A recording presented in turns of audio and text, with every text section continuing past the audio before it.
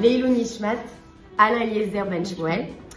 Rav Israël, on a une question. Alain, c'était toujours Sourmera Ve'asetov, éloigne-toi du mal et fais le bien. Concrètement, sur le terrain, comment chaque jour se renforcer dans ça?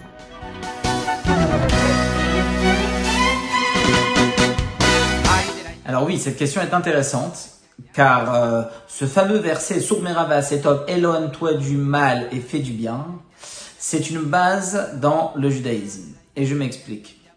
Lorsque tu vas recevoir un invité, alors tout d'abord tu vas nettoyer la table, nettoyer la maison, tout arranger, tout faire propre. Et ensuite tu prépares une belle table et tu fais une belle maison pour recevoir ton invité. La même chose, lorsqu'il s'agit de faire de soi, de sa personne, de son entourage, un endroit où la lumière brille et claire, nous avons besoin de faire du propre. De là vient l'histoire de l'interdiction de manger du chametz à Pessah, car pendant cette fête, nous commémorons l'histoire de la fuite d'Égypte. Ce n'est pas une simple sortie, c'est une fuite. Les Juifs se sont enfuis, se sont sauvés d'Égypte car ils ne pouvaient plus rester. Le mal les avait complètement accaparés. Ils devaient s'en débarrasser totalement. Pour cette raison, le verset nous dit « Ki barach ha'am » le peuple s'est sauvé.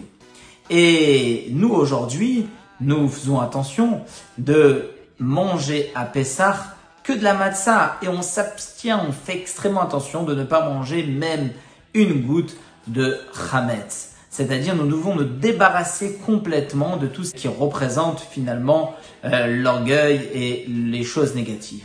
En revanche, un mois plus tard, nous avons fêté le deuxième Pessah.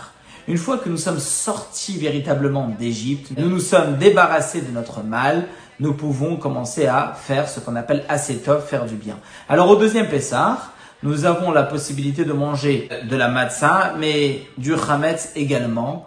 Il n'y a plus de problème. Pourquoi? Parce que nous sommes déjà débarrassés de ce mal et il peut se trouver avec nous à table, il ne nous dérangera plus. Donc pour faire court, nous avons ce seder, l'ordre des choses. D'abord Sourmera, éloigne-toi du mal, sépare-toi de tout ce qui est négatif. Une fois que tu t'es complètement séparé, alors à ce moment-là, tu peux commencer à faire du bien, à t'élever, à te raffiner, à te travailler. Alors, il y a aussi une dernière chose, c'est qu'il est possible parfois, et de nos temps il est même bien, de se lancer directement dans le Asetov, faire du bien. Dans la Chassidoute, il est écrit que une petite bougie, une petite lumière chasse beaucoup d'obscurité. Avec un peu de lumière, alors comme nous dit le Talmud, si tu as rencontré sur la route cette saleté en parlant du mauvais penchant, prends-le, tire-le, amène-le avec toi au Beth Midrash, à la maison d'études. C'est-à-dire que pour s'éloigner du mal, pour s'en débarrasser, parfois il suffit juste au contraire d'amener du bien, amener de la lumière et étudier la Torah. Lorsqu'on étudie la Torah, on se remplit de lumière, de Kedusha, de sainteté. De cette manière, nous avons la possibilité de se débarrasser automatiquement du mal. Donc parfois, on peut faire Asetov et ensuite Sourmera, fait du bien et grâce à ça, s'éloigner du mal. Donc voilà la leçon d'aujourd'hui.